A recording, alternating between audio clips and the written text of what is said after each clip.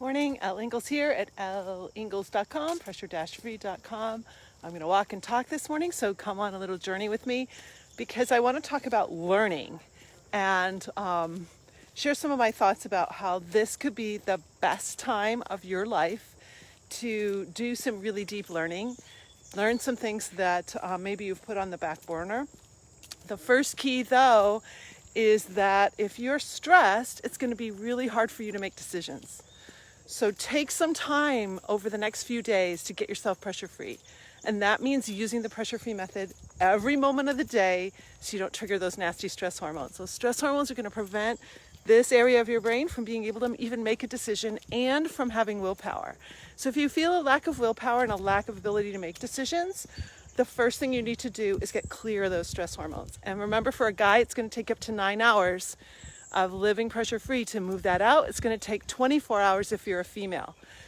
So now, why is this like the best time of your life to learn? When I was in junior high, I clearly remember going into the library of the junior high and picking out a book that changed my life.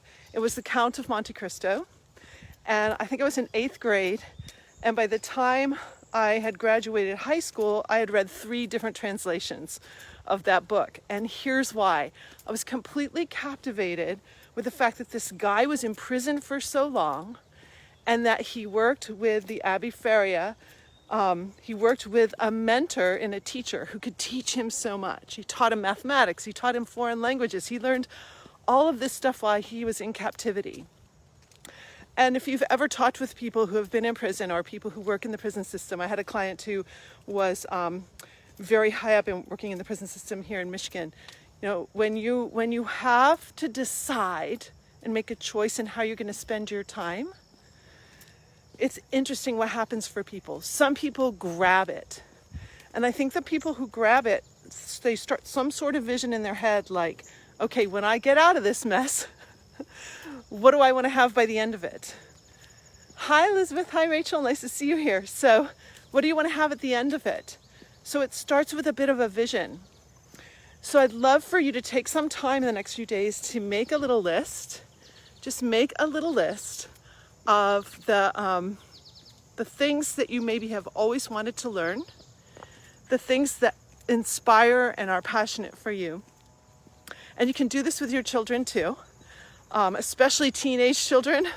This is a perfect time to launch into some things that they've always wanted to learn about.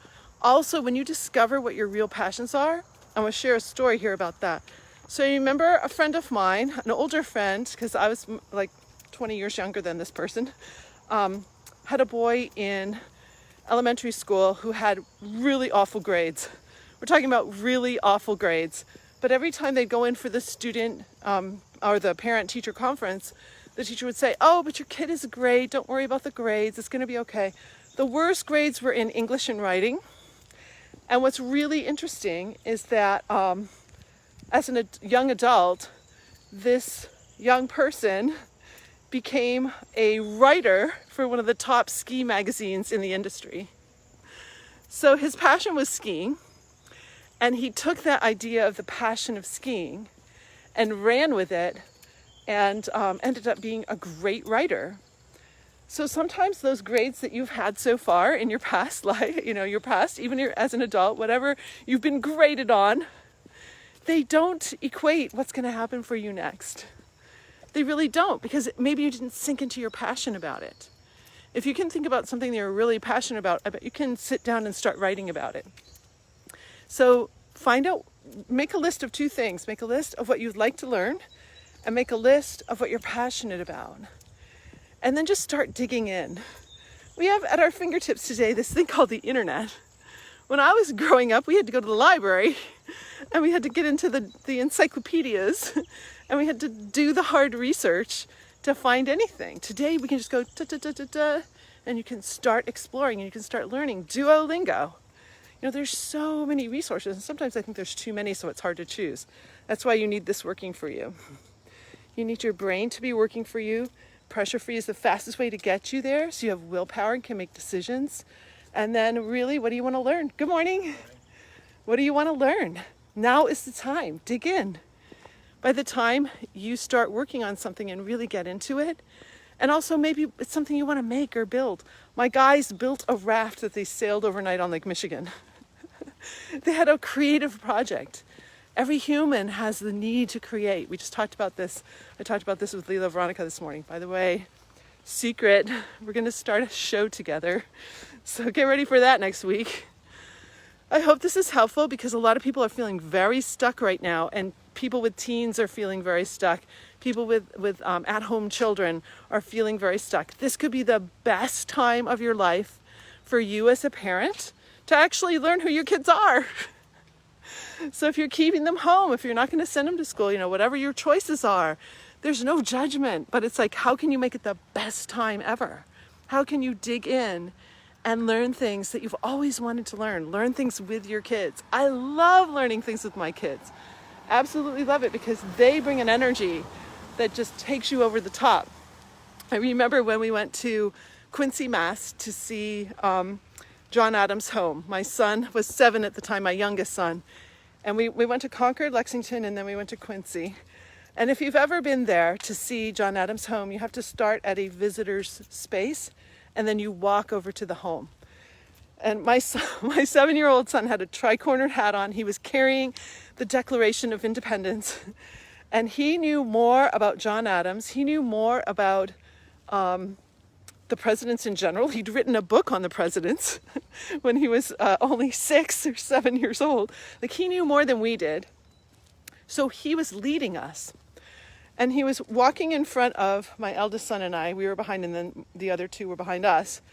He was a few feet ahead of us, walking toward Peaceways. That's what it's called, the beautiful John Adams house. And all of a sudden we rounded the corner and you could see it. And he leaped into the air with the Declaration of Independence in his hand. He goes, it's there, I see it. He was so excited. And he was teaching us. He taught his brothers, his older brothers, he taught my husband and me about things we didn't even know because he was so dug in and so excited. And this was the summertime that he did all this learning. It wasn't during school. Like, it was in the summertime. Every summer when I was a kid, my mom had been a teacher and a social worker. So she's like, okay, what do you want to learn this summer? Actually, I learned a whole year of French so that I passed out a year of French. It's like, what do you want to learn? The sky is the limit. Human beings are designed to learn and create. And for some reason, we've put a lot of brakes on about that. And this could be the best time of your life to learn something new. Really reach out. Do it with your family. Do it with someone else. Learn together. Learn over the internet together if you can't get together in person. It's a cool, cool time. So, I don't know. I'm kind of jazzed up about it. And I'm excited to have a great pressure-free day, pressure-free week. I've got 2 days of training coming up, so getting myself ready for that. On that beautiful note, and again, it's like another day in paradise. Have a beautiful pressure-free day, and I'd love to see you post, what do you want to learn? What do you want to learn? What do you want to dig into? What do you want to create? That I'll support you. I'll support you in your beliefs and your creations and in your deep learning, what it is that inspires you. Have a great one. Bye.